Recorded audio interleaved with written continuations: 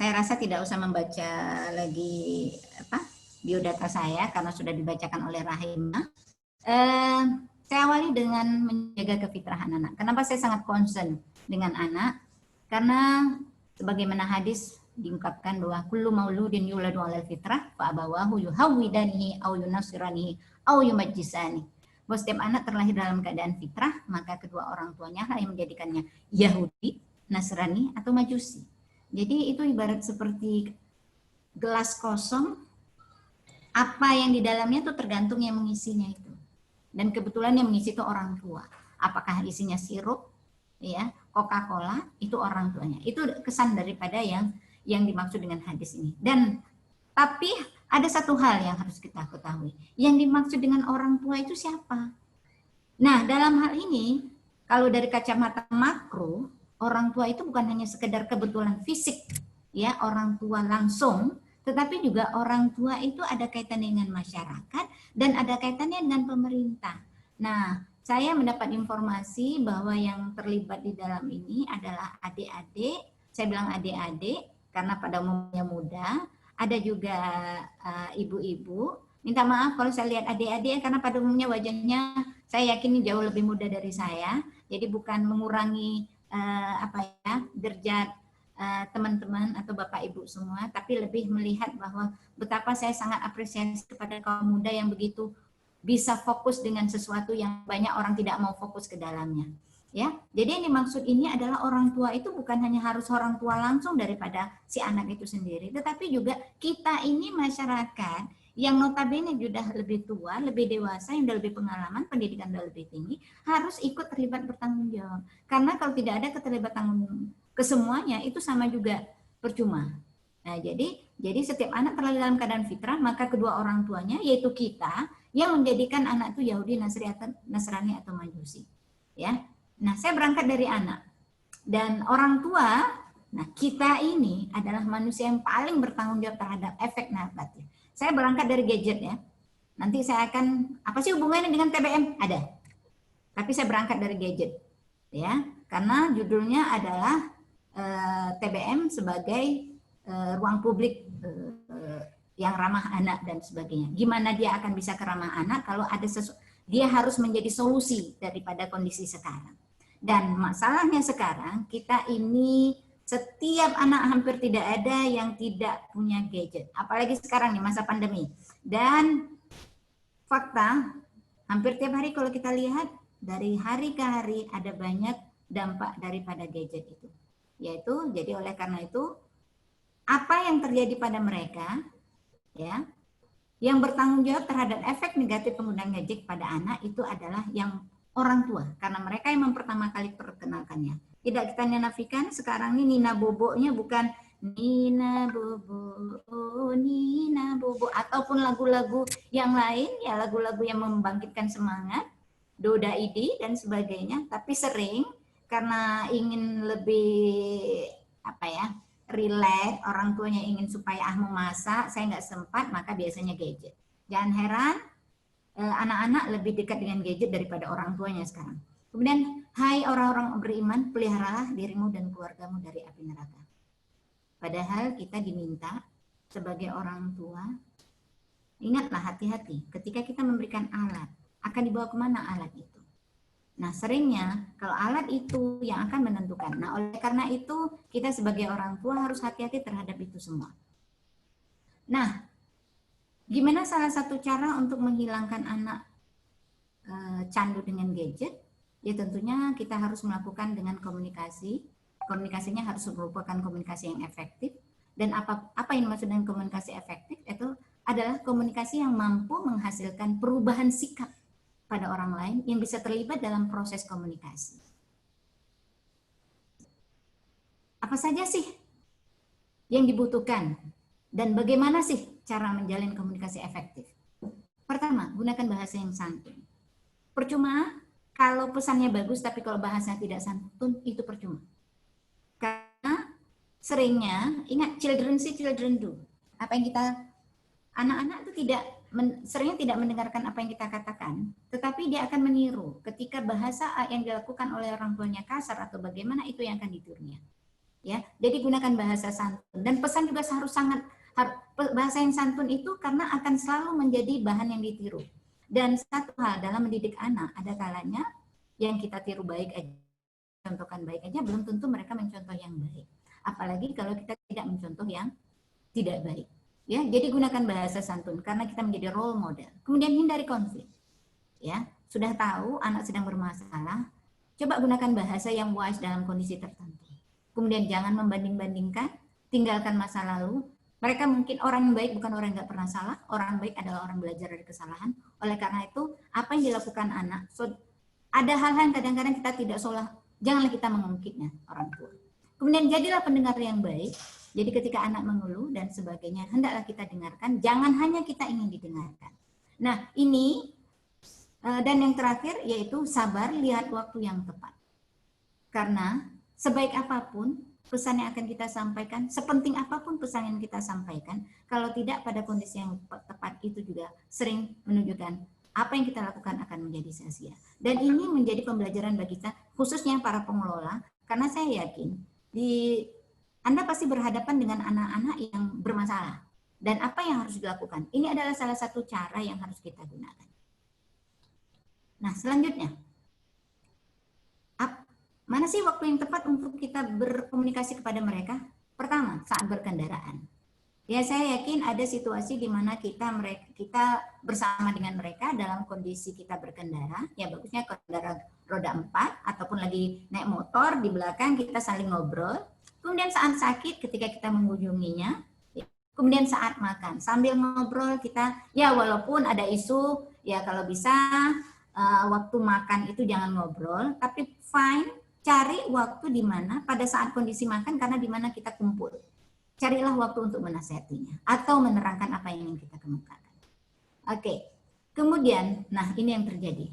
Saya yakin teman-teman di sini melihat apa yang terjadi di dunia, di mana-mana warung kopi ini yang kita hadapi. Saya sebenarnya prihatin, kemarin kami ada terlibat dalam diskusi dengan DPRK terkait tentang membuat kanun kota layak anak, dan ini adalah salah satu yang kita himbau supaya untuk menertibkan warung-warung kopi yang ada di Aceh. Saya bolak-balik ke Jakarta dan saya bolak-balik ke Bandung, tapi saya tidak melihat fenomena ini di sana. Mereka itu hampir dikatakan hampir tidak ada, bukan berarti sama sekali tidak ada, hampir tidak ada, dan yang jelasnya banyak warung yang tidak memiliki wifi. Kalau kita justru sebaliknya, di mana-mana untuk menarik minat orang untuk masuk ke warung dengan menyediakan wifi. Ya, wifi lah, wifi lah, cara-cara bermacam-macam cara menerangkan. Nah, kita di mana-mana wifi. Karena apa? Di sana yang paling nyaman, di rumah nggak ada. Kemudian kemana-mana selalu nggak boleh. Jadi mana? Warung yang sering dianggap boleh. Jadi hati-hati, ada banyak hal kelemahan dan dampak daripada gadget itu. Dan ini adalah fakta di mana Indonesia menjadi peringkat keempat pengguna internet di Asia, dan survei menunjukkan bahwa 90% anak pengguna internet di Indonesia aksesnya situs porno. Nah, apalagi sekarang di masa pandemi. Ini survei ini sebelum masa pandemi. Setelah masa pandemi akan lebih gawat lagi. Karena ada banyak di mana-mana yang saya hadiri sebuah pertemuan, di mana-mana kekerasan terhadap perempuan dan anak meningkat gara-gara mereka terinspirasi dari gadget yang mereka tonton. Ya, dan ini meningkat pada masa pandemi karena selalu karena pandemi nggak kita nafikan, pandemi karena kondisi pandemi seperti ini, keterbatasan untuk saling bertemu dibatasi karena kondisi lockdown, karena virus COVID-19 kita diharap untuk berjaga jarak, dan pembelajaran pun harus menggunakan online, dan orang tua ada kalanya ini orang tua dengan anak ini harus saling kita harus seperti seorang pengawas yang memang harus selalu mengawasi. Jadi bukan hanya sedang memberikan gadget karena mereka butuh untuk belajar online, tapi pengawasan itu penting. Karena ada tiga hal. Ada tiga hal di mana kenapa seseorang itu yang mengerti tapi melakukan kejahatan atau melakukan penyimpangan. Pertama, karena adanya hasrat. Keduanya karena adanya keterdesakan, kemudian karena adanya alasan untuk mereka melakukan itu, karena ada sesuatu tujuan. Dan yang ketiga, dan ini yang selalu selalu disepelekan, yaitu adanya pengawasan. Makanya pengawasan itu penting. Oleh karena itu, mendidik anak di era digital itu penting. Kita harus membatasi teknologi dan sosial media. Dan ini adalah beberapa yang harus dilakukan orang tua di era digital. Pertama, pastikan HP orang tua tidak ada konten pornografi, keluar dari WA group dan sebagainya. Oke, kita skip aja karena kita akan fokus kepada TBM. Dan ini adalah aturan-aturan main yang harus dilakukan oleh putra-putri kita dan anak didik kita terkait ini semua. Nah, agar anak tidak kecanduan HP, pertama, buatlah jadwal harian. Ajak anak menumbuhkan idenya sendiri. Dan ikuti seminar parenting untuk menambahkan ide kita. Kemudian ajak anak untuk berolahraga. Fasilitasi anak mengikuti kegiatan yang digemarinya. Berwisata atau makan bareng di luar. Sediakan bacaan menarik dan batasi waktu. Dan selanjutnya, ini adalah solusi. Di mana kita menawarkan solusi kepada orang tua. Terus terang mana saya ikuti seminar, anak-anak sekarang sudah sangat kecanduan gadget. Bahkan minta maaf, saya tidak harus menyebutkan namanya. Ada teman saya dekat yang anaknya SMA kelas 1 sudah mulai berdampak daripada gadget. Karena apa? Dengan alasan pembelajaran online, orang tuanya khusus membelikan HP dan sehingga tanpa dipantau, sehingga anaknya rupanya setelah setelah belajar, alhamdulillah kalau belajar, tapi faktanya beliau selalu main game dan dampak daripada game, ada banyak dampak yang dilakukan. Yang terdampak dari game itu atau dari selalu melihat HP, pertama dia akan terpapar radiasi, kedua arus informasi yang begitu deras yang tidak cocok dengan cara berpikirnya prosesornya masih lambat, dan beberapa hal yang lainnya. Yang jelas fisik dan selalu seperti ini akan berdampak kepada fisik. Kita kan kalau menonton selalu seperti ini, ya. Dan ini akan berdampak. Sementara tubuh kita nggak ada melakukan gerakan-gerakan. Dan biasanya ketika kita membaca seperti ini, kita bawaannya makan terus menerus, sementara tidak ada kalori yang keluar.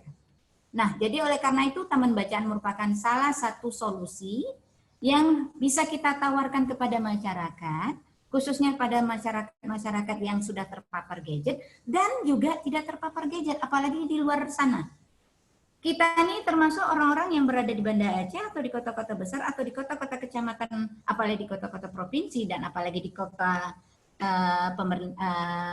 ibu kota, mungkin gadget itu udah menjadi biasa. Tapi bagaimana dengan masyarakat awam di pedesaan? Jadi taman bacaan bukan hanya solusi bagi orang-orang yang terdampak teknologi, tetapi juga menjadi solusi bagi orang-orang yang perekonomian lemah.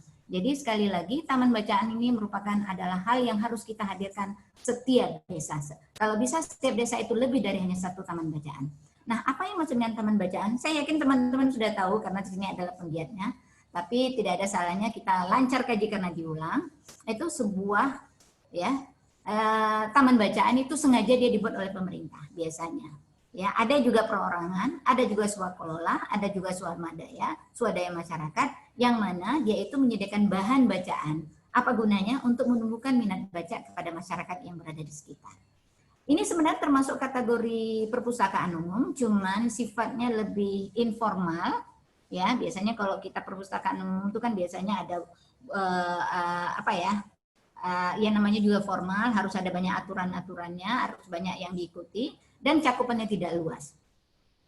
Kemudian fungsi TBM, ya saya yakin teman-teman juga sudah melakukannya, yaitu sarana pembelajaran bagi masyarakat untuk belajar mandiri, dan khususnya bagi yang mengambil paket C, ya untuk menunjang kurikulum pembelajaran pendidikan luar sekolah, khususnya program keaksaraan, yang kita nafikan masih banyak. Di desa saya juga ternyata saya baru menghadapi fakta, ternyata ada warga saya yang ternyata nggak bisa membaca, dan saya shock. Ya, ada kaitannya mungkin mereka tidak bisa akses atau ada karenanya ada banyak faktor lain menyebabkan tidak bisa membaca. Kemudian sumber informasi yang bersumber dari buku, bahan bacaan lainnya sesuai dengan kebutuhan warga masyarakat. Ada banyak masyarakat ketika melihat gedung yang besar mereka itu tidak mau, tetapi kalau ke TBM mereka lebih suka. apalagi ke acara PKK, yaitu mereka pasti akan lebih senang ketika bacaan itu lebih dekat dengan mereka. Kemudian sumber penelitian. Nah, ini bisa juga menjadi untuk para anak-anak kuliah, ya. Ya, cuman menjadi persoalan ada seringnya taman bacaan karena keterbatasan tidak menyediakan. Tetapi kalau memang objeknya adalah ada kaitan dengan perpustakaan, saya yakin taman baca merupakan salah satu yang bisa dijadikan sumber penelitian. Kemudian sumber rujukan, sumber rujukan yang menjadikan bahan referensi bagi pembelajaran dan kegiatan akademik lainnya. Dan saat ini masa pandemi justru sangat bagus, ya, di mana tidak bisa kita ke sekolah, mungkin taman bacaan bisa menjadi solusi juga. Kemudian sumber hiburan rekreatif yang menjadikan bahan bacaan yang lebih sifat rekreatif, yang ringan, waktu senggang, dan memperoleh pengetahuan yang baru, menarik dan bermanfaat. Dan juga kalau kita lihat fungsi TPM ada 3, yaitu untuk pembelajaran, hiburan, dan informasi. Dan manfaatnya ya tentu untuk menumbuhkan minat, kecintaan, kegemaran membaca, memperkaya pengalaman belajar bagi warga, menumbuhkan kegiatan belajar, membantu pengembangan kecakapan membaca. Nah, di sini peran kita. Maunya kita memang mengidentifikasi adik-adik kita atau warga-warga kita yang memang tidak bisa membaca dan kita bantu. Menambah wawasan tentang perkembangan ilmu pengetahuan dan teknologi, melatih tanggung jawab dan membantu kelancaran penyelesaian tugas. Dan kalau kita lihat, dan ini yang sebenarnya harus kita lakukan. Kalau bisa lebih lagi, apa yang kita lakukan? Pertama, jadikan pusat taman bacaan kita itu menjadi tempat informasi, menjadi rujukan. Kemudian jadikan itu tempat memperluas wawasan atau pengetahuan, di mana anak-anak belajar di sana. Ini khususnya di daerah-daerah hitam, merah. Ini Banda Aceh termasuk adalah korban yang paling terdampak, di mana anak-anak nggak boleh secara fisik datang ke sekolah, mereka belajar online. Namun pada sisi yang lain, pada orang tua mengeluh bagaimana mereka mencari sumber bahan atau menambah bahan bacaan. Dan mereka melihat bagaimana anak lebih asik bermain daripada yang lain, lebih asik main gadget daripada yang lain. TBM saya rasa itu merupakan salah satu yang sangat tepat untuk hadir di lingkungan masyarakat.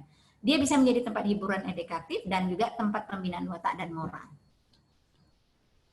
Nah, tapi apakah TBM itu memang TBM yang bagus? Itu yang menjadi persoalan. Yang saya kemukakan tadi sebenarnya adalah harapan-harapan. Tapi ada kalanya apa yang kita lakukan belum tentu sesuai dengan harapan. Ada banyak syarat sebenarnya. Ada banyak syarat di mana sebuah TBM yang bagus, yang saya harap adik-adik di sini, teman-teman di sini bisa mengaca diri sejauh mana TBM kita sudah mengakomodir ini semua. Jadi ada standarisasi atau sertifikasi sebuah ruang baca atau ruang publik yang bagus.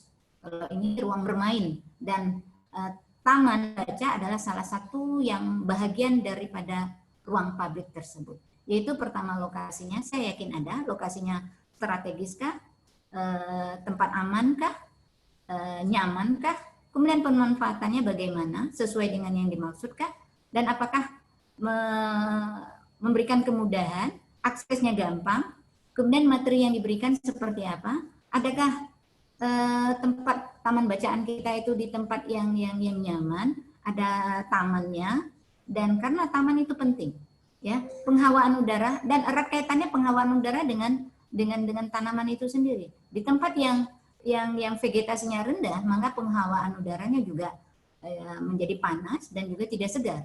Kemudian hendaknya harus ada dibarengi peralatan bermain, dan yang harus kita ketahui juga adanya keselamatan dan keamanan kebersihan. Dan hal ini semuanya sebenarnya ruang lingkup yang lebih besar ya. Mungkin kalau taman mungkin agak lebih spesifik. Tapi di sini adalah kalau ingin taman bacaan kita merupakan bahagian daripada ruang publik yang dalam konsep yang terpadu. Kemudian ada 8 prinsip daripada ruang bermain yang dimana taman baca salah satunya. Dia harus gratis, non diskriminasi, dia mempunyai kepentingan terbaik untuk anak, partisipasi anak harus dilibatkan, anak aman dalam keadaan selamat dan juga nyaman, kreatif dan inovatif, dan juga prinsipnya juga harus sehat. Dan sekarang ini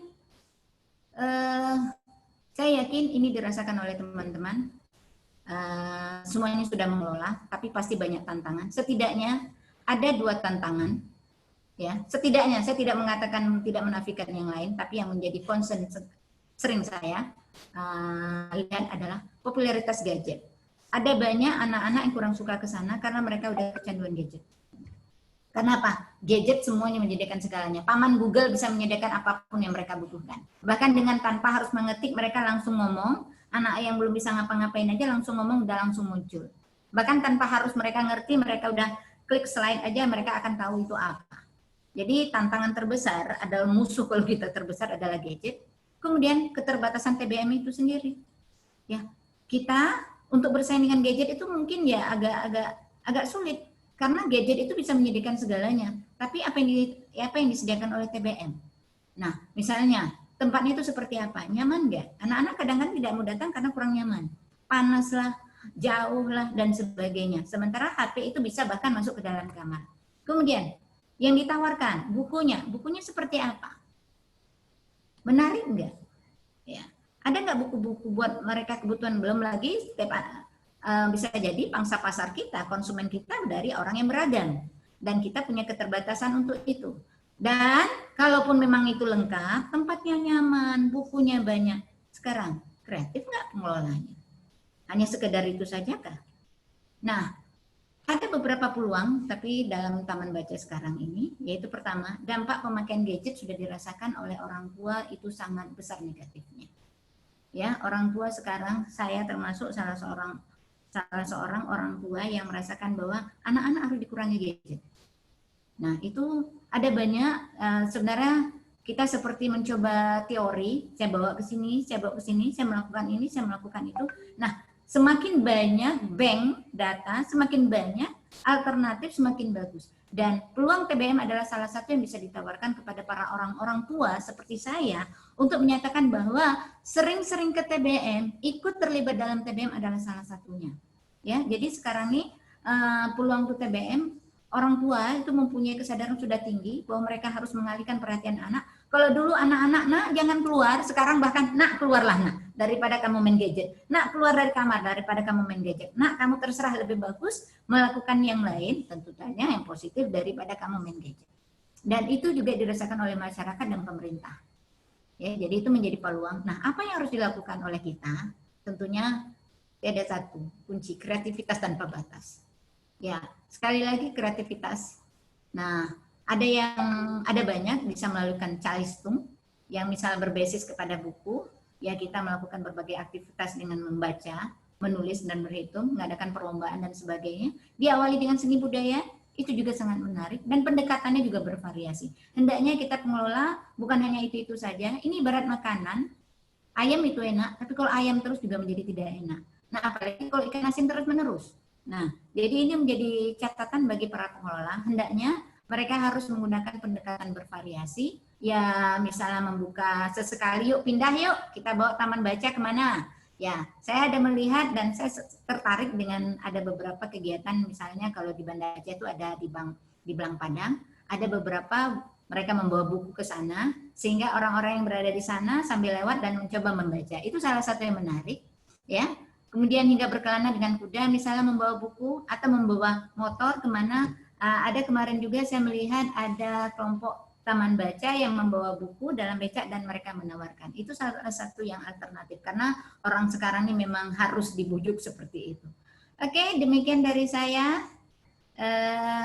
Ada beberapa lagi. Satu hal sebelum saya akhiri.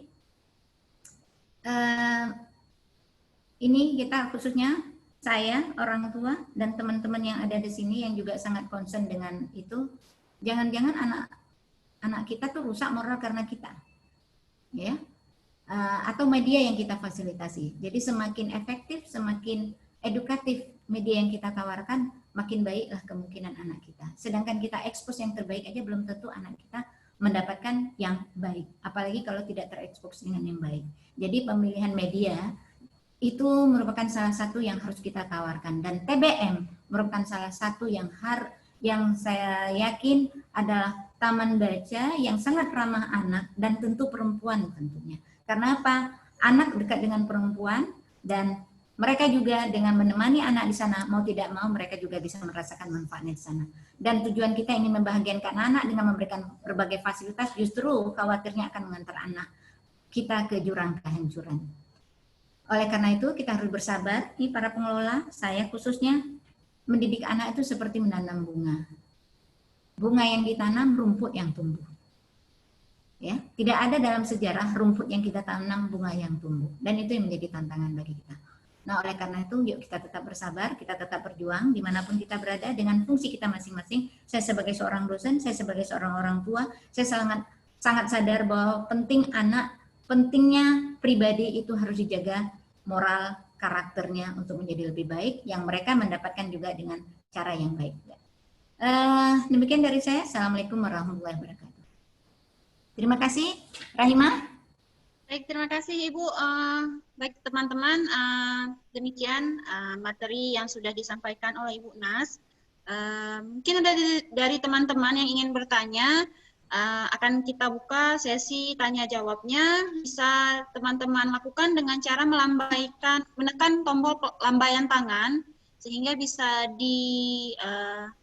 langsung diizinkan oleh admin untuk dapat berbicara. Baik, mungkin ada yang ingin bertanya. Saya harap ketika bertanya untuk videonya untuk dapat dihidupkan agar kita dapat saling mengenal dan jauh lebih nyaman, karena berbicara dengan blank screen itu agak sedikit kurang nyaman. Baik, ada yang ingin bertanya teman-teman?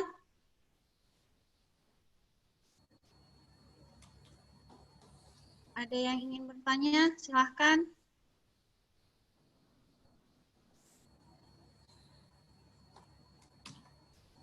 Saya Baik, Ibu ingin bertanya. Ibu dari TBM Pustaka Kampung ya? Ya, betul. Ya, baik Ibu. Silahkan Ibu, apa pertanyaannya? Ya, terima kasih sebelumnya.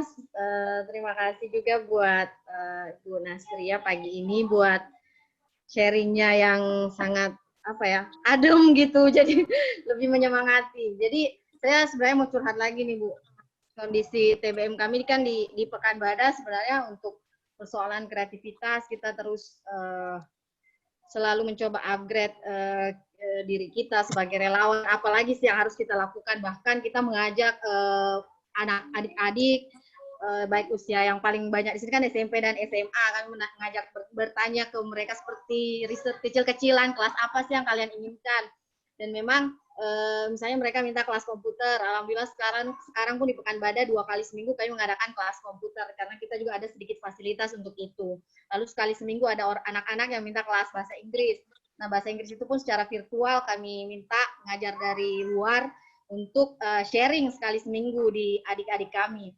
Nah, persoalannya kemudian karena persoalan kemarin banyak sekali pembelajaran daring kan Bu, itu juga berefek ke mereka. Bahkan ada yang merasa bahwa Kak, kok sekarang saya malas sekali baca buku Kak.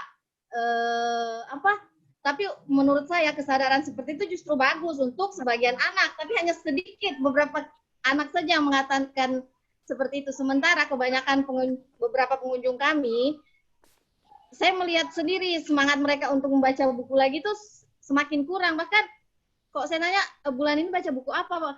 Tidak ada lagi Kak, padahal sebelumnya hampir tiap minggu kami mengadakan review buku di sini bersama mereka. Nah, untuk anak-anak yang kira-kira misalnya memang tidak ada lagi, kurang kesadarannya kembali untuk kembali lagi menyukai buku, lalu kita sudah mengadakan kelas yang bisa dibilang berbasis teknologi, mereka juga tidak tertarik. Bagaimana menurut Ibu? Seperti apa? What should we do? Apa sih yang harus kami lakukan? Terus curhat lagi, di samping kami juga kan ada ke warkop nih. Itu sebenarnya juga bikin sedikit bagaimana ya, pokoknya pamor warkop ini lebih tenar lah dibanding pamor TBM nih, padahal kami sebelahan. Karena yang menjadi ironisnya lagi sampai 3:30 subuh Bu, 3:30 subuh ya Allah, anak-anak itu masih berjejer mereka di meja itu dan ribut sekali. Apalagi kok bukan game kan. Jadi sering saya lewat juga di situ dan mereka berada dalam satu meja tapi game online. Jadi saya sangat tertarik ketika Ibu memang banyak juga selain Ibu tentu banyak juga orang-orang yang concern dalam itu, apalagi dalam perihal kebijakan. Saya pikir memang kebijakan tentang warkop pun harus terus diperhatikan sih. Itu sih Bu. Jadi pertanyaan saya sebenarnya cuma satu tadi, apa sih yang harus kita lakukan untuk anak-anak milenial yang notabene sebenarnya sebagian malah generasi alfa yang memang sudah terpapar teknologi sebelum mereka, bahkan ketika mereka lahir.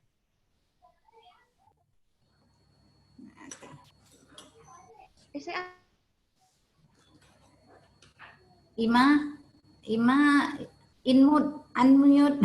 Sorry, ya, sorry. Ibu dari TBM Pusaka, boleh saya tahu namanya Ibu? ya, saya belum kenal nama saya Ami. Oke, terima kasih Ibu Ami atau Kami. Ibu Nas, kita jawab dulu atau pertanyaan lagi Ibu? Kalau ada yang lain, mungkin sekalian aja. Oke, Ada boleh. lagi yang ingin. Boleh, baik. Ada lagi yang ingin bertanya, kawan-kawan? Mungkin kakak dari TBM Anu, mana nih?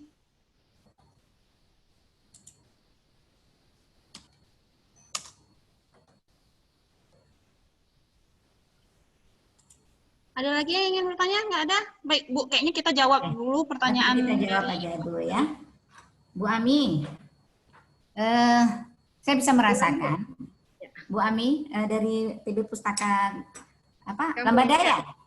Bukan Bada, Bu. Tapi Oh, kami Pekan Bada. pusakannya ada di Tamiang, ada di Aceh Selatan, tapi base camp Oh, utamanya I see. bukan Bada. Inilah perjuangan kita nih Bu Ami. Saya pernah jadi Bu Geci. Program PKK itu, aduh, kadang-kadang kita berpikiran, ini untuk siapa sih?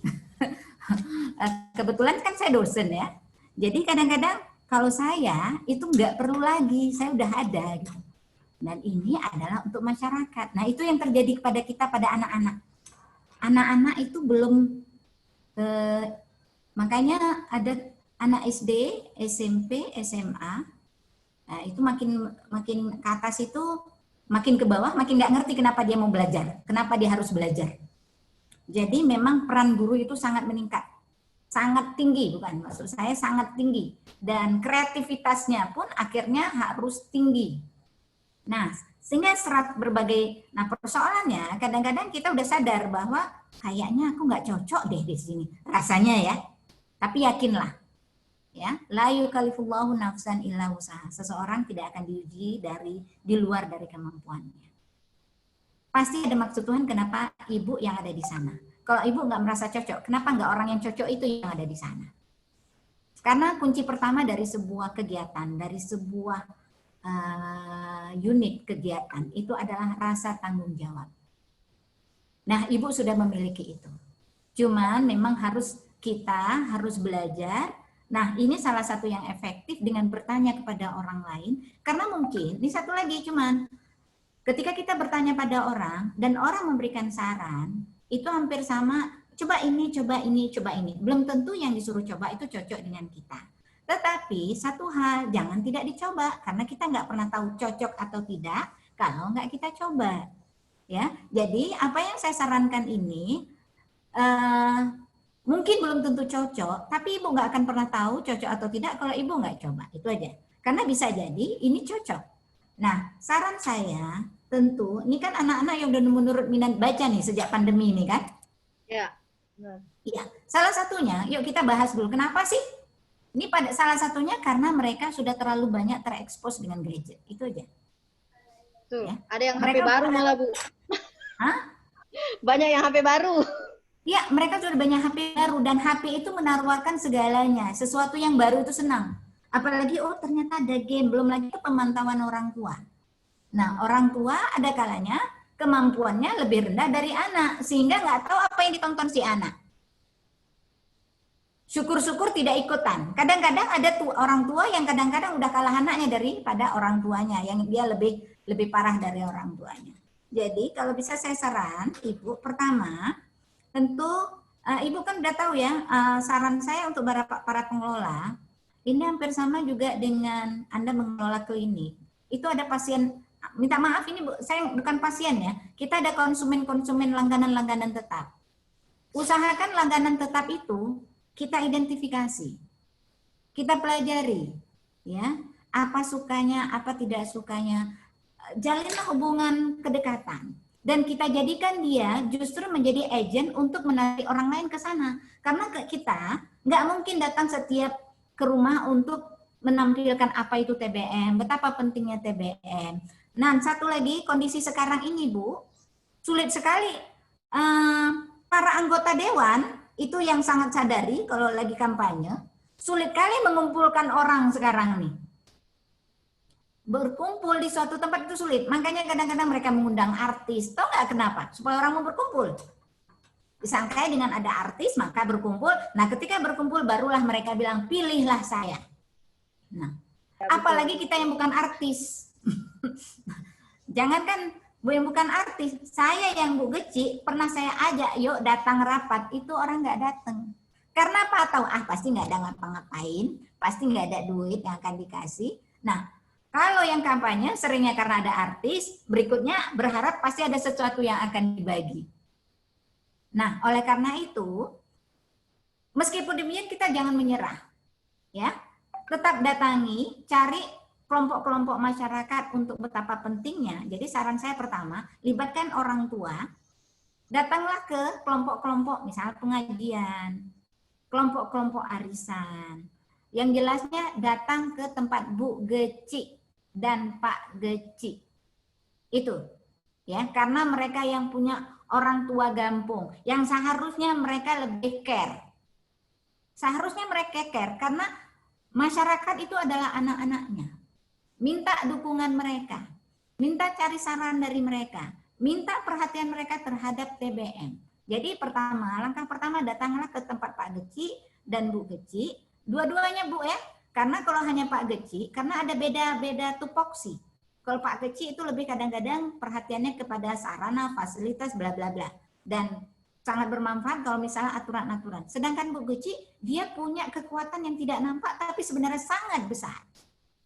Ya, karena apa? Anak itu ada berada pada kaum perempuan dan itu dipegang oleh Bu Geci. Nah, itu biasanya mereka tuh lebih dekat seperti itu. Jadi kegiatan PKK, tanya datang ke Bu Geci, apa yang bisa kemukakan yang jelasnya. Pertama harus masuk betapa gadget itu sudah sangat meresahkan.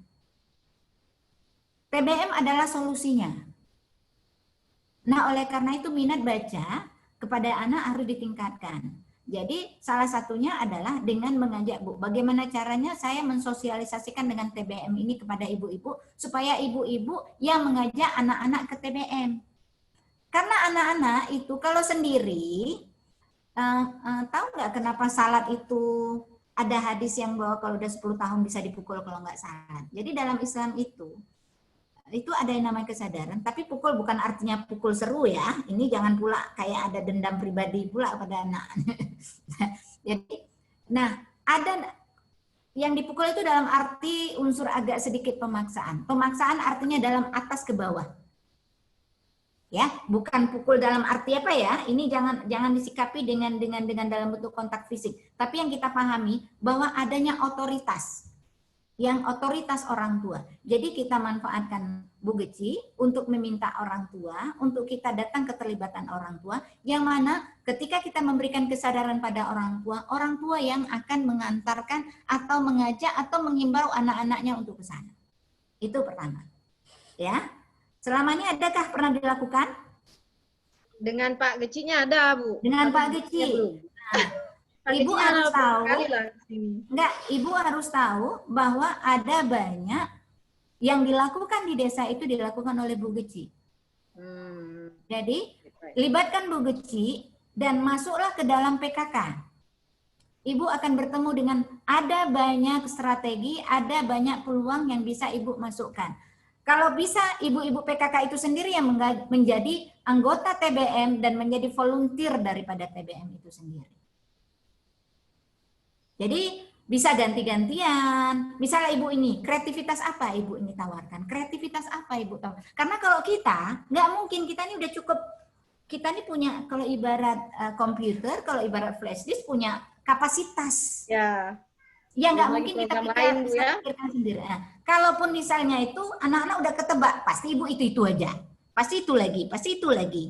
Nah, kalau kita melibatkan misalnya hari ini, Ibu A dengan kreativitasnya, Ibu B dengan kreativitasnya, Abang C dengan kreativitasnya, dan satu lagi potensi Karang Taruna, potensi anak muda juga. Karena di desa itu ada unsur pemuda. Ya, mereka tuh ada tokoh pemudanya. Ajak libatkan tokoh pemudanya. Jadi Justru tantang mereka. Selama ini apa sih kontribusi pemuda terhadap ini? Untuk perbaikan akhlak anak-anak yang ada di desa kita? Tolong bantu satu. Tantang mereka. Biasanya gini, kita harus menantang. Jangan meminta, tapi menantang. Karena biasanya kalau anak muda, itu akan panas kalau ditantang. Ya.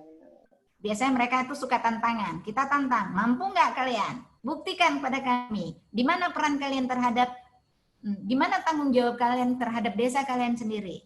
Biasanya anak muda mudanya adalah, banyak ke warkop, Bu. nah makanya datangi tokoh pemudanya dulu. Karena biasanya anak-anak itu dekat dengan siapa? Kita harus punya langkah yang smart.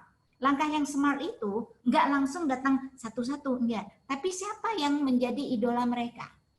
Biasanya tokoh pemudanya kita datangi. Setidaknya ketua pemudanya siapa? Kemudian tanya sama ketua pemuda, siapa tokoh yang bisa kita dekati? Tapi yang jelasnya, Pak Geci, Bu Geci, melalui PKK-nya, dan tokoh pemudanya. Minta mereka peran mereka, 1 hari itu seminggu ada 7 hari, mungkin kita serahkan, oke, ya, 2 hari atau 1 hari, adalah 3 hari misalnya, biasanya beroperasi tiap hari itu, TBM. Iya, Bu. Senin sampai Jumat, sore. Tiap hari. Oke, mungkin kita bagi, mungkin apakah mereka minggu ini atau hari, buat jadwal schedule. Minggu ini misalnya, atau hari ini adalah jadwal PKK yang menawarkan aktivitas di TBM. Hari ini mungkin dari pihak pemuda. Pemuda itu kan ada pemuda, ada pemudi. Nah, kita bagi 2 aja lagi. Pemudanya apa? Dan satu hal, jangan nggak diekspos apa yang mereka lakukan. Jadi ketika misalnya Bu Geci, misalnya arisan sudah gini, nggak WA grup di sana atau tempat memposting bahwa mereka ini sudah melakukan ini. Untuk bentuk apresiasi kita bahwa PKK sudah membantu kami ini. Atau setidaknya ketika mereka sudah melakukan, kita datangi. Makasih Bu, kami udah ini Bu, hasil laporannya bla bla bla, ini reaksi anak-anak. Nanti datang lagi. Mereka tuh akan senang. Jadi tanpa harus kita yang turun, mereka yang turun, kita cuma memfasilitasi. Ya. Karena kalau kita semua terus terang, apalagi kita udah berhari di sana, apalagi yang persoalan, kita tuh udah memang, aduh please deh, nah, gitu. Ya, yang jelasnya libatkan itu. Dan tentunya kepada si anak-anak yang sudah itu memang harus kita data, mana yang menjadi pengunjung tetap, mana yang tidak tetap. Dan itu bisa menjadi kajian Ibu sendiri loh, menjadi penelitian tersendiri. Kenapa? Udah sih Bu, yang itu sudah kami lakukan, bahkan yang pengunjung tetap kami jadikan pustakawan lokal di sini. Gantian mereka. Dan satu hal, Ibu, di D1 sebenarnya, ini yang saya lakukan waktu saya jadi Bu Geci. Ketika saya jadi Bu Geci nggak banyak dana yang saya habiskan. Kenapa? Saya memanfaatkan orang-orang kaya di sana. Ada banyak orang kaya di sana yang sebenarnya mau membantu, tapi mereka sibuk. Mereka nggak sempat datang ke sana. Tapi coba datang sesekali, ya Bu, kami ini, kemudian kenalkan apa itu TBM kita, apa kiprah yang telah kita lakukan, berikan profilnya, apa yang bisa Ibu sebagai warga negara, sebagai warga desa ini, apa yang bisa Bapak bantu kami Pak? Boleh ide, boleh saran, boleh apa? Bisa nggak? Atau kami kekurangan tenaga ini, bisa nggak Bapak sesekali mengisi kegiatan ini? Oh saya nggak sempat, oh saya dana aja boleh, terserah. Dan saya menemukan ada banyak orang-orang kita, orang-orang kaya yang sebenarnya sangat ingin membantu, tapi mereka nggak mendengar informasi itu. Kalaupun mereka mendengar informasi itu, mereka terlalu sibuk untuk datang, dan sebenarnya mereka berharap kita yang datang ke sana. Ya nggak apa-apa. Nah, libatkan juga anak-anak didik kita untuk menjadi pengelola. Nah, jadi sekali lagi, oke, bagus. Jadi jangan kerja sendiri, karena kalau sendiri memang akan sulit. Kita pantau mana anak-anak yang pantas, yang cocok membantu kita menjadi pengelola. Ya, Dan memang terus terang, sekali lagi saya katakan, maka musuh terbesar kita adalah gadget. Jadi kreativitas kita yang tidak terbatas, inilah yang harus kita tawarkan. Keuntungan yang akan mereka peroleh bahwa anak-anak kita terlibat dengan ini, itu yang harus kita tawarkan. Dan sebenarnya para orang tua sekali lagi, kalau mereka diekspos lagi betapa bahwa kita punya TBM menjadi solusi di mana anak-anak bisa lepas dari gadgetnya, atau setidaknya 1 hari, atau 1 jam 2 jam mereka tuh nggak megang gadget, saya yakin akan sangat didukung. Karena orang tua sekarang sangat mengeluh dengan gadget. Saya termasuk salah satunya. Makanya saya kasih waktu, cuman 1 jam. Balik, mari. Cuman kadang-kadang orang tua kan punya aktivitas yang kadang-kadang kita lupa memantau anak kita udah 3 jam. Tadi kita bilang 1 jam misalnya. Karena kita pun ada tugas. Nah, apalagi ibu-ibu pekerja. Nah, jadi TBM merupakan saat sekarang ini solusi yang paling tepat. Nah, mungkin itu yang bisa saya jawab. Terima kasih banyak, Bu. Ini ada banyak chat nih saya lihat. Iya Bu, ada beberapa pertanyaan. Mungkin bisa Ima bacakan juga supaya bisa saya bacakan juga supaya kita sama-sama bisa tahu jawabannya. Misalnya dari Ibu Nita dari TBM Sigpai Mambaco Aceh Barat Daya. Beliau bertanya bagaimana cara mengajak Ibu Geci untuk ikut terlibat. Karena Bu Geci di kampung saya, jangankan TBM, PAUD saja didirikan karena kewajiban dia sebagai Ibu Geci. Dan belum aware terhadap kegiatan TBM. Boleh dikasih tips dan triknya, karena ternyata beliau sudah beberapa kali bersilaturahim dan mengobrol, namun beliau masih mengaku sangat sibuk dengan kegiatan yang lain. Terima kasih Ibu. Oke, ini juga saya lihat, ini bisa sekaligus jawab ya. Ini pengalaman Bu Geci nih. Bagaimana cara bisa bergabung dengan Ibu PKK, dan saya Ketua Pokja 2 Kecamatan dan Oke. Ini mungkin saya bisa lihat dari sudut Bu Geci, Bu ya. Nah, ini memang kelemahan sistem pemerintahan kita. Ketika suami kita dipilih, sebelum dipilih, pasti masyarakat itu sudah melihat siapa yang dipilih atau tidak dipilih. Contohnya kami sebenarnya termasuk tipe yang nggak ingin mengajukan diri, tapi masyarakat datang melihat, masyarakat melihat suami saya itu sosok yang cocok untuk dipilih untuk menjadi Pak Geci, karena punya karakter yang dianggap bagus, punya kepemimpinan, akhlaknya bagus, keluarannya bagus dan sebagainya. Mereka itu dipilih karena dianggap pantas, kemudian terjadi pemilihan dan alhamdulillah terpilih. Sementara Bu Geci, masyarakat lupa bahwa Pak Geci itu punya istri. Dan istri itu sering tidak ditanyakan apakah dia mampu, apakah dia bisa, apakah dia punya waktu. Dan masyarakat tidak mau peduli bahwa ternyata bisa jadi Bu Gecinya itu tidak mampu. Ini masyarakat juga kadang-kadang mereka tidak tahu, termasuk juga Bu Imam, karena saya sering mendapat curhat dari Bu Imam.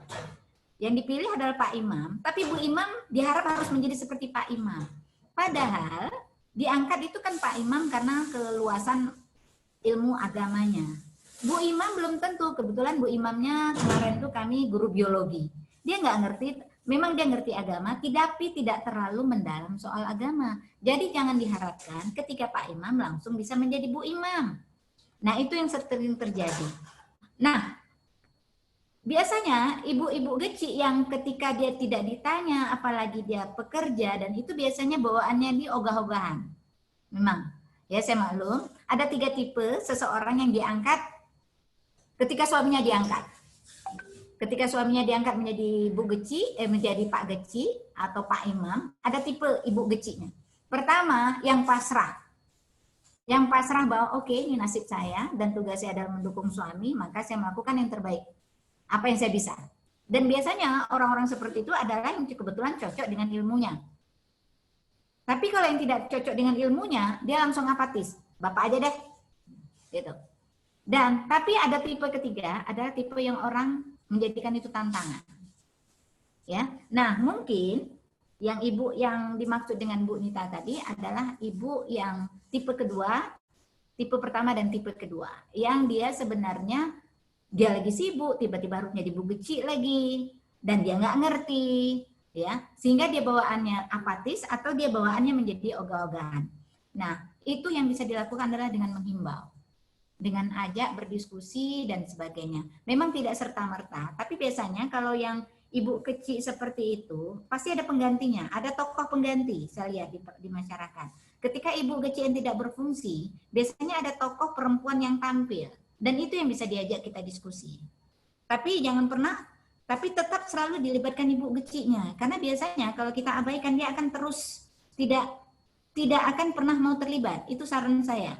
Karena dia tidak pernah terekspos dengan kegiatan-kegiatan, sehingga tidak akan pernah merasa bahwa itu butuh, karena dia pun selalu tidak dibutuhkan. Jadi saran saya, pertama, identifikasi di desa itu, karena setiap desa itu punya tokoh laki-laki dan punya tokoh perempuan yang akan muncul. Libatkan tokoh perempuan yang muncul itu. Jadi nggak mesti harus Bu Geci, tapi tetap Bu Geci harus dilibatkan. Karena mau tidak mau ada kadang-kadang posisi yang melekat karena dia menjadi sebagai Bu Geci. Ya, walaupun nanti dengan kondisi dengan Bu Geci seperti itu, kita lebih melibatkan nanti atau kita lebih memasukkan ide kepada tokoh perempuan yang menonjol itu. Saya sendiri, saya di Desa Lambugo, ada beberapa saya lihat tipikal, karena kebetulan saya dosen, saya juga akhirnya mengidentifikasi teman-teman kita. Ada saya perhatikan ketika desa yang tidak menonjol Bu Gecinya karena banyak faktor, itu akan muncul tokoh perempuan. Dan saya perhatikan di Rukoh adalah salah satu desa yang ada satu tokoh perempuan yang sangat muncul. Dan tokoh itu yang harus didekati dan minta bantuan mereka untuk bagaimana solusi strategi untuk bisa masuk. Dan ini mungkin yang bisa saya lakukan Bu Nita ya. Jadi nggak mesti harus Bu Geci itu langsung, tapi ada Bu Geci yang tidak formal yang kita libatkan. Karena di setiap desa itu ada tokoh-tokoh perempuan yang pasti akan muncul tuh. Apakah Bu Imamnya atau pendamping Bu Imamnya itu pasti ada. Libatkan mereka. Nah, tapi tetap saran saya tetap libatkan Bu Geci, karena kesadaran itu nggak muncul tiba-tiba, kesadaran itu dibangun. Nah, satu sisi kenapa ibu itu seperti itu, karena ada kalanya dia sendiri punya pertentangan batin. Satu sisi dia belum bisa, tiba-tiba masyarakat harus menganggap dia bisa. Nah, gimana bisa kalau dia sendiri tidak membuka diri? Nah, bantu Ibu Geci seperti itu, karena dia sendiri memang perlu dibantu. Ya, karena kita juga kadang-kadang masyarakat ini kejam, minta maaf. Kadang-kadang kita memilih seseorang, udah siap itu kita membiarkan mereka. Padahal mereka sendiri belum tahu mereka itu seperti apa. Mereka itu perlu dibantu loh. Ibu Geci itu perlu dibantu loh. Ini sering kadang-kadang masyarakat mengira bahwa kami udah milih, berikutnya kalian. No. Desa itu hanya bisa dibangun dengan kerjasama. Ya, bukan hanya Bu Geci harus turun, tetapi masyarakat juga harus membantu. Karena percuma sebuah program itu, sebaik apapun program, kalau tidak ada partisipasi masyarakat, itu semua menjadi nonsens. Ya, nah ini ada pertanyaan, bagaimana sih bisa bergabung dengan Ibu PKK? Ya kembali lagi, coba datang ke tempat Bu Geci dengan tokoh perempuan itu datang, karena terus terang pengalaman saya di desa itu hampir tiap desa membutuhkan orang yang mau concern dengan PKK. Karena PKK itu nggak ada lumbung uang, yang ada adalah pekerjaan. Jadi membutuhkan orang-orang yang memang ikhlas beramal. Nah, kalau ada orang-orang seperti itu ingin bergabung, pasti sangat diterima. Jadi, cuman persoalannya mau nggak kita datang? Karena Bu Geci itu satu, nggak mungkin dia nggak bisa mengenal semuanya. Ya, kita harus proaktif. Ketika Bu, saya ini datanglah, ya, datang apa yang bisa. Saya yakin Bu Geci tersebut atau pengurus PKK tersebut akan sangat berterima kasih, senang sekali apabila datang mau volunteer menjadi Ibu PKK. Cuman memang ada kalanya kadang-kadang SK PKK itu nggak langsung serta-merta bisa diganti, tetapi ada banyak kegiatan informal yang kegiatan-kegiatan yang dilibatkan. Nah, jadi itu. Jadi kita sebagai anggota TBM, walaupun mungkin tidak sebagai pengurus PKK, tapi karena sering kita aktif, ikut kegiatannya, misal kegiatan senamnya, ada banyak di desa kami, walaupun dia tidak terlibat sebagai pengurus PKK, ada banyak keterlibatan yang lain, karena kegiatan PKK itu ada yang banyak. Kalau desa yang banyak ya, misalnya posyandunya itu pengurusnya beda, pos lansianya pengurusnya beda, pengurus PKK-nya beda, Pokja 1, Pokja 2, Pokja 3, Pokja 4. Pokja 4 sendiri nanti ada punya bidang-bidangnya lagi. Jadi itu sebenarnya banyak peluang di mana banyak dibutuhkan. Saya sendiri sebenarnya komplain. Aduh, PKK-nya terlalu banyak peserta nama tetapi nggak berfungsi. Ya itu. Jadi ketika ada, karena apa? Seringnya kadang-kadang colok nama, berikutnya tidak bekerja. Nah, ketika ada orang-orang seperti Ibu apa nih ya, Aceh TBM turun ini saya nggak tahu namanya, mau datang dan itu silakan. Nggak mesti harus udah harus ada suami. No, nggak mesti harus udah married ya.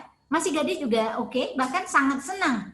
Biasanya tenaga-tenaga muda sangat dibutuhkan. Ya. Begitu mungkin jawaban saya. Oke, terima kasih Bu Nas. Terima kasih juga untuk ibu-ibu yang sudah bertanya. Ada lagi yang ingin ditanyakan mungkin dari bapak-bapaknya, dari Pak Fadalah, Bapak Endri, atau Bapak yang lain yang bisa bertanya? Jangan dari sisi ibu-ibunya saja mungkin ini, atau dari kakak-kakaknya saja, abang-abangnya juga. Mungkin ada yang mau bertanya? Ini saya lihat ada TBM 1000 Bintang, Ketua Pokja 2, Alhamdulillah, Kecamatan Padang Rijik. Nah, biasanya orang seperti itu sangat concern ya. Saya juga Alhamdulillah sudah mendirikan PAUD, TK secara mandiri. TBM saya dijadikan tempat, nah ini bisa menjadi inspirasi bagi teman-teman ya. TBM saya pagi dijadikan tempat pendidikan anak PAUD dan TK. Benar sekali Bu, kegiatan TBM saya PAUD dan TK dibantu oleh orang kaya di sana.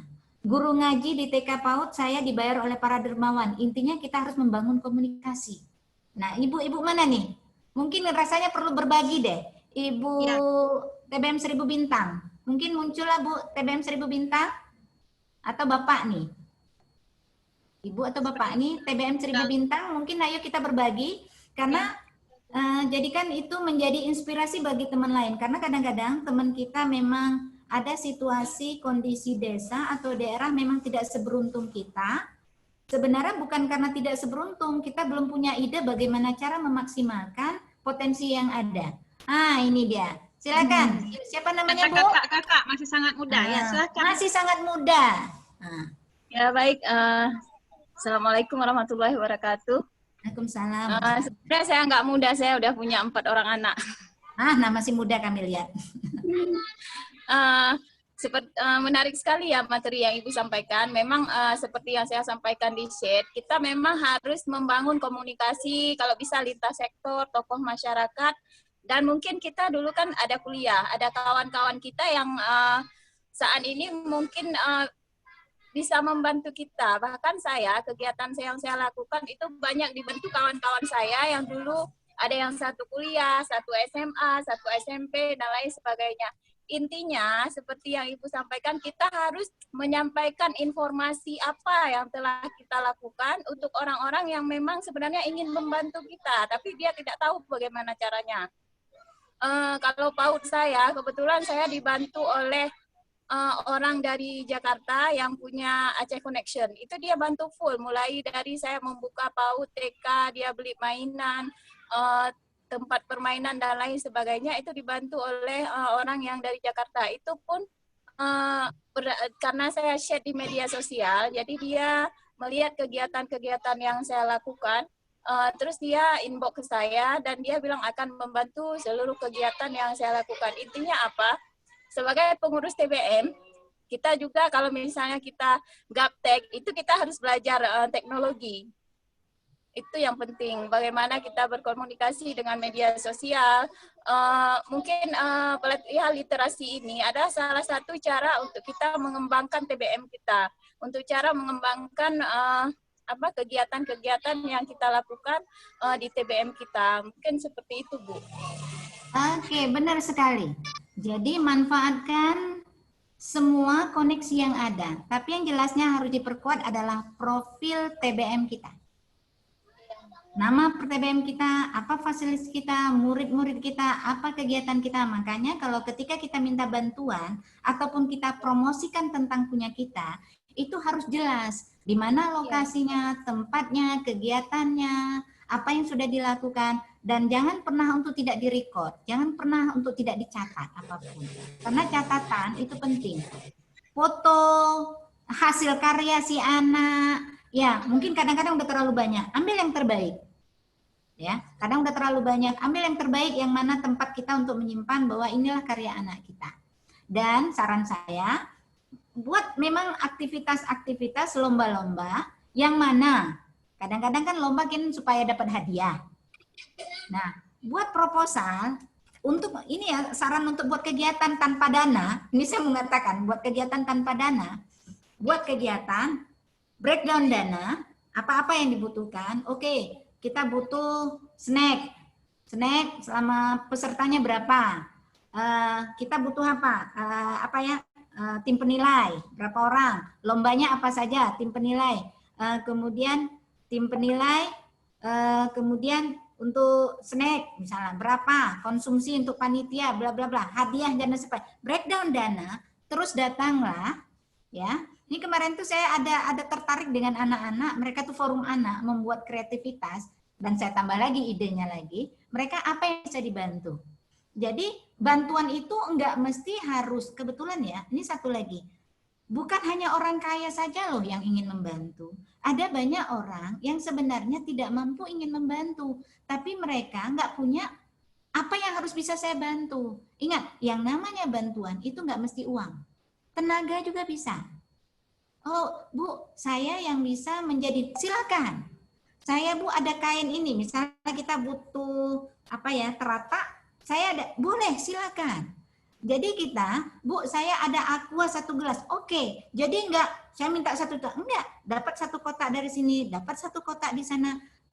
Ke warung makan juga kadang-kadang perlu maksimalkan itu. Jadi ketika seperti itu kita nggak perlu keluar dana. Kami kegiatan maulid sering kami lakukan, itu nggak keluar dana. Jadi kita sasar memang orang-orang siapa yang mau, berikutnya adalah kita sasar orang-orang yang kaya, yang mau. Nanti setelah mereka kita dapat, jangan lupa, satu hal lagi, jangan lupa mengapresiasi apapun bantuan, sekecil apapun bantuan yang diberikan. Karena biasanya apresiasi kita itu akan mengundang rezeki-rezeki yang lain. Karena biasanya itu hampir seperti uji coba. Ini tipe orang, nanti pasti ke depan dia akan menjadi langganan tetap kita. Bahkan mereka akan bertanya, apalagi yang bisa saya bantu? Ya, jadi membuka komunikasi, membuka koneksi, yang jelas profil di mana TBM kita harus kita tampilkan. Dan tentunya harus jujur. Ya, jangan menjadikan TBM kita menjadi ajang kita untuk memperkaya diri. Ya. Jangan itu niat awal kita, jangan kita jangan rusak hanya gara-gara sudah itu. Nah, itu aja saya mengatakan, karena ada banyak yang akhirnya rusak karena niat kita sudah berubah dari yang semula. Tapi sekali lagi membangun komunikasi itu sangat penting. Sama membangun kepercayaan para donatur, Bu. Ya, membangun kepercayaan. Jadi jangan menyalahgunakan kepercayaan orang ketika bantuan sudah diberikan. Ya, apa yang kita berikan? Makanya ketika kadang-kadang memposting itu ya niatkan bahwa kita memposting untuk menginspirasi. Tentang orang nggak suka, ada kalanya tutup kuping, karena yang namanya orang nggak suka, apapun yang kita lakukan nggak akan suka, itu aja. Tapi kalau yang suka, apapun kita lakukan, orang akan say yes. Jadi jangan terlalu, kamu nih apa istilahnya, mau eksis, mau cari atensi, enggak. Apalagi kita sebagai pengelola lembaga, orang memang harus tahu bahwa kita punya lembaga, kita punya anak-anak yang kita bina, anak-anak ini memang harus kita bina, dan kita adalah salah satu orang yang mencoba memberikan perhatian kepada mereka. Karena kita berharap ada orang lain, karena cuma 1 orang, 2 orang nggak cukup. Yang terjadi pada sekarang ini nggak cukup, begitu banyak tantangan. Ya, begitu banyak tantangan, minta maaf ya, kalau ini saya bawa kasus yang lain, ini cukup banyak kekerasan terhadap anak, kekerasan seksual terhadap anak, karena dampak daripada gadget itu cukup besar. Makanya, kecanduan gadget itu 5 kali lebih parah daripada kecanduan narkoba. Itu bukan berarti boleh narkoba ya. Ini jangan nanti oh berarti narkoba aja. No, tetap enggak. Nah, itu aja. Jadi, kenapa? Itu yang paling gampang. Itu yang ada masuk ke kamar kita. Kalau narkoba mungkin orang tua agak nampak. Tapi kalau ini dengan alasan belajar online, ini ada aja barusan beberapa yang kasus anak SD, bukan anak SD, anak TK kelas 5, anak usia 5 tahun, ya dianukan sama anak-anak yang umur 7 tahun. Dan ketika ditanya mereka nggak ngerti, mereka dapatnya dari nonton. Mereka sendiri nggak tahu apa itu. Dan mereka cuma praktek, itu aja. Jadi TBM adalah salah satu cara kita mengalihkan perhatian anak-anak yang sudah kecanduan gadget, setidaknya mereka itu tidak berlama-lama dengan gadget. TBM adalah salah satu solusi. Ada lagi? Baik Bu, terima kasih. Sama satu lagi saya ingin sampaikan, kalau kawan-kawan buat kegiatan, coba kalau kita meminta ke donatur itu jangan kita meminta dalam bentuk uang. Artinya apa? Kita misalnya butuh 5 lusin buku, ya terserah nanti kalau orang tuh bilang, ini saya transfer uangnya aja ya, nanti bukunya dibeli sendiri. Nah, ketika kita buat kegiatan, itu list kebutuhan, jangan kita list uangnya. Kita list kebutuhan, misalnya butuh buku, pensil, dan lain sebagainya. Itu salah satu cara supaya orang menilai kita, oh orang ini memang nggak minta uang, tapi mereka minta yang dibutuhkan. Jadi kalau donatur nanti kirim uang, nggak masalah. Yang penting waktu pertama kita share entah di media sosial, entah secara pribadi kepada para donatur, itu biasakan minta dalam bentuk barang, jangan minta dalam bentuk uang. Iya, benar sekali. Ya, karena kalau sudah uang, itu image orang akan, karena belum tentu semua orang punya uang. Bisa jadi dia punya toko dan dia punya barang. Dia punya barang itu. Misalnya kertas 1 rem. Saya bisa kertas 1 rem. Saya punya toko, saya sediakan air 2 kotak. Jadi seperti itu. Nah, ibu-ibu rumah tangga juga, mereka membantu duit mungkin enggak, tapi saya sediakan kue 1 piring. Nah, sekali lagi, memberikan bantuan, membuat proposal, breakdown yang dibutuhkan, apa saja. Saya butuh tim penilai. Nah, pasti ada orang yang mau menjadi dewan juri tanpa harus dibayar. Butuh piala. Saya tanggung piala 1. Nah, jadi kita tandain, Bapak ini menanggung piala ini. Walaupun nanti yang dikasihnya duit. Ya. Jadi sekali lagi itu adalah trik dan strategi kita supaya salah satu meningkatkan, dan dengan adanya peran-peran serta masyarakat itu satu hal, semakin banyak orang memberikan perhatian terhadap TBM kita, makin banyak tanggung jawab mereka dan mereka tuh makin banyak merasa memiliki.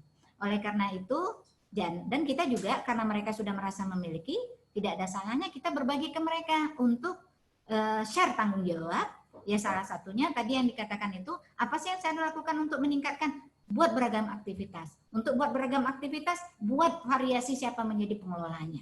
Ya, pengelola dalam artian hari ini siapa yang bertanggung jawab. Oke, mungkin hari ini tempe kakak, mereka akan menawarkan ini. Mungkin mereka juga bawa makanan untuk anak-anak, pasti anak-anak akan senang. Mungkin kalau misalnya tim Karang Taruna, mereka bawa aja anak-anak berolahraga misalnya. Ya, jadi saya rasa dengan beragam aktivitas, kreativitas ditawarkan anak-anak makin, apalagi anak-anak, di sana kok rame ya, gimana, saya bisa ikut nggak? Nah, 1 kali, besok lama-lama mereka udah menjadi senang untuk ikut di sana. Ya, oke, demikian. Oke, terima kasih Ibu dari TBM 1000 Bintang. Ini ada juga dari TBM Tunas Harapan, dia curhat Bu nih. Jadi ternyata desa di PAUD-nya yang semulanya dibangun bersama-sama bersama perangkat desa yang lama, namun karena terjadi pertukaran perangkat desa, akhirnya semua pengurus yang lama mau di reshuffle. Jadi nggak presiden aja ternyata yang di reshuffle, Bu ya. Perangkat desa, TBM, dan PAUD juga ada istilah reshuffle ternyata. Nah, mungkin Ibu Nas atau beberapa kawan yang lain bisa memberikan tanggapan. Oke, kita dengar dari Ibu Nas dulu. Terima kasih, Bu. Iya, memang sih itu sering terjadi bahwa makanya oleh karena itu dimanapun kita posisi berada, kita tuh jadikan kita ini seperti tukang parkir. Mobil kita bagus-bagus, tapi itu bukan mobil kita. Sehingga ketika mobil itu diambil pemiliknya, kita ikhlas, silakan Pak. Jadikan apapun posisi kita, jadikan kita sebagai tukang parkir. Bukan artinya merendahkan diri ya, tapi dalam artian bahwa kita mengikhlaskan apapun yang terjadi pada kita. Jadi jangan menjadikan, apalagi kalau memang sesuatu itu memang milik masyarakat, sesuatu itu memang milik negara. Kecuali kalau milik sendiri ya, itu mungkin harus kita pertahankan. Tapi kalau itu milik masyarakat, milik negara, yang dibangun masyarakat bersama, yang dibangun oleh milik negara, misalnya jabatan ABC, jangan menjadikan jabatan itu milik pribadi. Karena kalau enggak, nanti suatu saat ketika kita diganti, itu akan membuat kita sangat-sangat kecewa. Karena kita enggak ikhlas, kita merasa bahwa kayak kita dirampok, benda kita diambil. Ya. Nah, tapi kalau kita menjadikan kita seperti posisi seperti tukang parkir, kita memang menjaga amanah agar mobil itu baik, terjaga dengan baik, kita melaksanakan tugas kita dengan baik, tapi ketika benda itu diambil kita ikhlas. Nah, gimana caranya? Kita menjadi TBM, pengelola TBM yang baik, yang kreatif, yang sukses, yang bisa mengajak anak-anak untuk ikut aktif terlibat, dan orang lain juga terlibat. Ketika kita diganti dengan alasan yang tidak itu, kita juga ikhlas.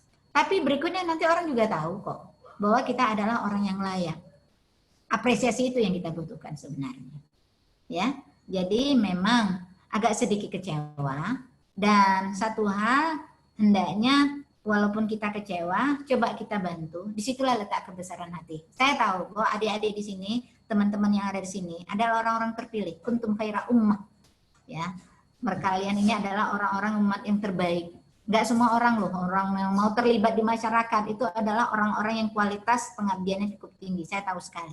Ada kalanya kadang-kadang, tapi satu hal, walaupun kita kualitas kemampuan kita, pengabdian kita cukup tinggi, ada kalanya kita juga masih manusia. Kita ingin dihargai ketika sesuatu itu yang udah kita pelihara ibarat tanaman, udah kita baik dan berkembang dengan baik, tiba-tiba dirusak oleh orang, ya, orang-orang yang tidak bertanggung jawab. Itu memang kita sedih, sakit hati dan sebagainya. Tetapi kalau kita mempersiapkan diri, sedih dan sakit hati itu tidak berlarut-larut, tetapi kita mencoba tetap akan mengawal bagaimana orang yang mengawal tanaman kita itu kita kawal supaya bisa melakukan setidaknya bisa sama seperti kita. Nah, itu memang banyak terjadi di desa ketika pergantian rezim, maka diikuti dengan pergantian-pergantian yang lain. Karena memang itu jabatan politis. Orang-orang akan sering mengambil orang-orang yang dipilihnya adalah orang, ini satu hal ya, ini juga yang selalu saya tanamkan buat orang dan juga buat diri sendiri. Ketika kita terpilih, yakinlah, coba meyakinkan diri bahwa kamu bukan orang yang terhebat sebenarnya. Bukan orang yang terhebat, karena ada orang yang lebih hebat lagi dari kita, yang sebenarnya yang lebih layak di sana. Dan ketika kamu tidak terpilih juga jangan sedih. Misalnya ada sebuah jabatan lowong, terus kita nggak terpilih, jangan sedih. Bukan karena kamu nggak hebat, kamu bagus, ya. Tapi ambil aja hikmahnya, ya. Bukan karena kamu nggak bagus, hanya saja yang memilih itu tidak nyaman kerja dengan kamu, gitu aja.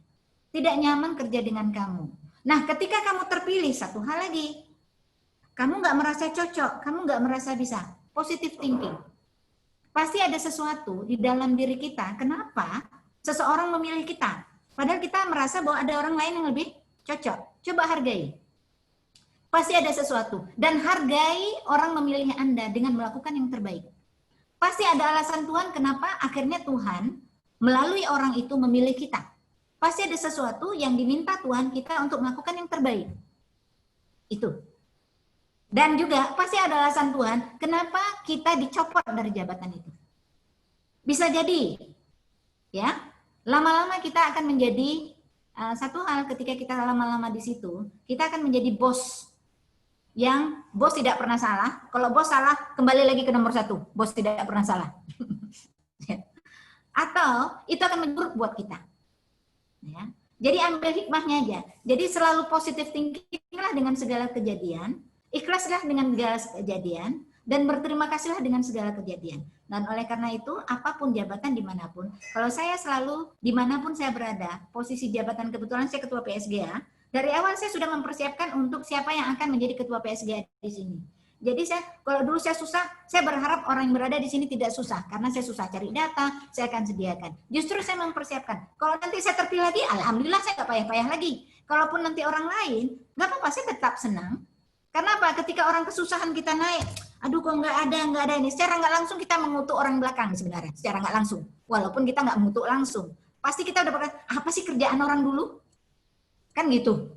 Nah, jadi memang Ibu, memang ada seperti itu. Tapi saya yakin orang-orang seperti kita ini, orang-orang yang sangat berbesar hati. Karena kita memang orang-orang yang terpilih. Nah, kita berharap Pak Geci akhirnya tahu dan mengikuti perkembangan dan akhirnya sadar, mungkin dia mengembalikan kepada seseorang yang memang layak seharusnya dipilih. Demikian dari saya. Ya, Bu Ima. Baik, terima kasih Bu Nas. Sepertinya masih ada yang ingin bertanya mungkin? Ya, kalau tidak, mungkin Ibu Nas ada sepatah dua patah kata terakhir yang ingin disampaikan sebelum saya rangkum dan kita tutup forum untuk sesi ini. Kalau saya sih selalu punya prinsip bahwa ya seperti tadi, kita ini sebenarnya tugas kita adalah bagian daripada pendidikannya. Tidak selamanya apa yang kita tanam itu tumbuh. Kita ini seperti, orang-orang kita ini seperti menanam bunga, tapi yang tumbuhnya, coba perhatikan, kalau kita nanam bunga, pasti akan ada tumbuh rumput. Oleh karena itu kita cabut rumputnya supaya tanaman bunga kita memang benar, baik dan benar. Nah, kita tanam bunga aja akan tumbuh rumput, tapi satu hal, jangan harap kita tanam rumput akan tumbuh bunga. Artinya, memang yang namanya baik, berbuat kebajikan pasti akan ada halangan. Nah, justru di situ letak diujinya. Biasanya orang yang diuji itu adalah orang-orang yang akan naik tingkat. Ya, ujiannya itu apakah naik level 1, level 2, level 3. Jadi semakin banyak ujian, semakin tinggi berat ujiannya, semakin tinggi level kita sebenarnya. Ya, pernah kan kalau kita lihat di WA bagaimana filosofi bunga tanaman kurma ditanam di padang pasir, itu biji kurma itu ditekan, bukan dibiarkan. Kalau dibiarkan tumbuhnya kan cepat ya, tapi enggak, justru ditekan dengan batu. Kenapa? Supaya akarnya kokoh. Jadi artinya semakin, kalau kami ada kebetulan saya juga jurusan bahasa Inggris, if you can live in a bad weather, it's easy for you to live in a good weather.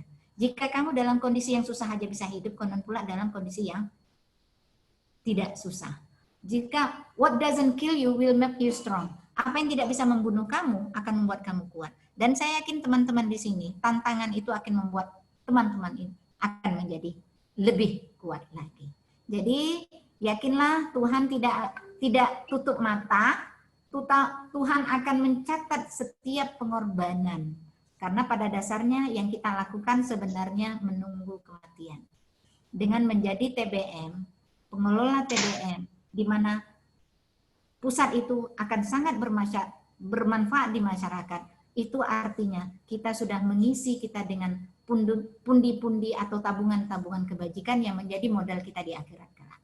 Jadi sekali lagi sukses untuk kita semua, dan saya salut untuk teman-teman semua, dan sukses dengan yang diusahakan. Demikian, Rahima. Baik, terima kasih Ibu. Alhamdulillah sudah berakhir sesi tanya jawab kita dan sesi sharingnya. Semoga bermanfaat bagi teman-teman semua.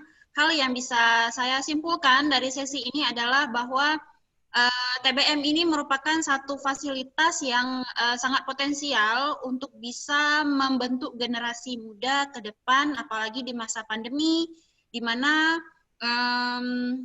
keterpaparan anak-anak kita pada dunia digital yang mungkin belum saatnya mereka dapat itu jauh lebih terbuka.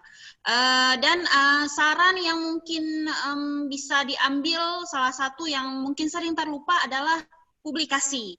Jadi tidak ada salahnya jika TBM ataupun kegiatan-kegiatan desa lainnya mempunyai laman sosial yang justru bisa membuat donatur lebih percaya, teman-teman yang bekerja dan partisipasi yang diharapkan dari masyarakat jadi jauh lebih besar. karena rasanya hampir semua orang suka kalau mereka bisa masuk ke dalam kegiatan-kegiatan positif di media sosial. Terima kasih untuk Ibu Nas sebagai pemateri hari ini atas segala ilmu, saran, juga masukan-masukan yang sangat bermanfaat. Terima kasih untuk teman-teman yang sudah setia hadir di depan alat komunikasinya, baik laptop maupun HP-nya masing-masing. Saya tutup sesi ini. Wassalamualaikum warahmatullahi wabarakatuh. Saya mohon maaf atas segala kesalahan yang hadirnya dari saya, karena kesempurnaan hanya hadir dari Allah. Terima kasih. Assalamualaikum. Waalaikumsalam. Terima kasih semua. Sama, makasih. Terima kasih semua untuk kehadirannya. Sukses untuk kita semua ya.